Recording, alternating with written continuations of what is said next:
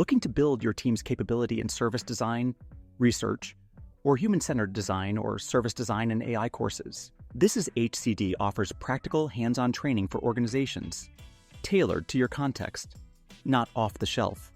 Teams at Verizon, AIB, Flutter, AccentureSong, Gusto, local government, government departments, and NGOs across Europe have all leveled up through these programs. To explore what's possible for your team, book a free 15-minute call. See the link in the show notes to find out more. Now let's get back to that episode. Hey folks, and welcome back to another episode of This is HCD. Jerry here, no guest today. I just want to tell you about a few things that I'm working on, and I want to give you the rationale. Every January, whatever it is, it never seems to fail, or even in December as well, I get a particular kind of email that lands in my inbox. And it could be two things. One, it's from marketing agencies asking if I would like to pay to be part of the Top Design podcast, blog item, whatever it is they're writing. I've never done it. I never will do it. It doesn't sit right with me at all. But conversely, I also get emails from people who listen to the show asking which podcast do I listen to. And really, that doesn't sit well with me because I'm getting that email, the same type of email for over a decade. And I've never really properly answered it truthfully. And I want to tell you why and what I'm doing about it instead. And the reason why I've never given a clean answer to that is it never really sat right with me. Don't get me wrong, I have answers. I've got a long list of podcasts that I do listen to, hosts that I learn from, episodes that I generally have changed how I think about my work, and I could really rattle off 20. But the truth is, I'd probably be listing off people who are my friends or people who do what I do or I collaborate with in the space.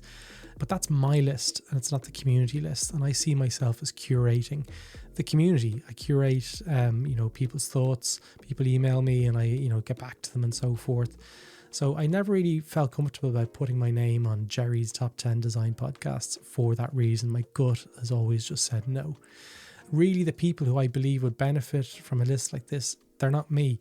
They're the designer in their second year trying to figure out who to follow. They're the service designers out there who maybe they've been handed a brief like they've never seen before, looking for someone smart to listen to on their way home. Maybe they're their team trying to lead to figure out which shows to recommend to their juniors. And those people don't really need my taste, they need our collective taste. And that's the real difference between the two. So there's a few things that have been bugging me about for a long time. Now, if you go to Google right now and you type in top 100 design podcasts or service design podcasts or UX podcasts, you'll find dozens of articles, polished, confident, and they're usually ranked from 1 to 100, usually to do with the money, to be honest. None of them are written by people who actually listen to podcasts, especially design podcasts.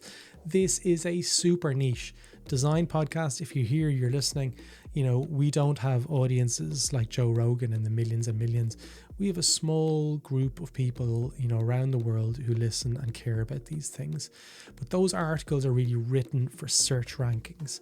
They exist because some content marketing team somewhere figured out that the top 100, really drags traffic into their website and they try and convert you.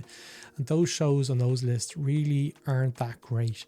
They're there because their hosts have decent SEOs or because someone is paid for that placement, as I've said. And I just don't really want to do that. So I've had people really approach me to do that thing for a long time. And it really is, it's very off-putting. So the whole little industry that runs underneath the surface, and it's quietly poisoning how we as a field discover great work. So I've stopped complaining about it and I've built an alternative, and it's a community vote, and I plan on doing this annually. And the reason why I don't do it in December where everyone else does it is because it seems to be, if you've released podcasts, not all of them are active throughout the year like myself. It can kind of skew the voting. So I've left it till now in May, so we get a kind of a better read of what's going on. So all you have to do is pick your 10 favorite podcasts. If you want to vote for 3 podcasts, you can do that as well. We've aggregated a list of across human-centered design, service design, and UX, and the community will really pick those kind of top 100 and the top 10.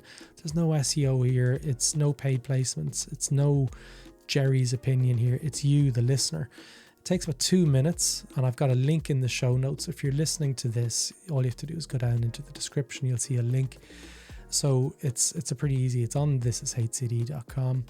The shows are really keeping this field honest week after week without much fanfare.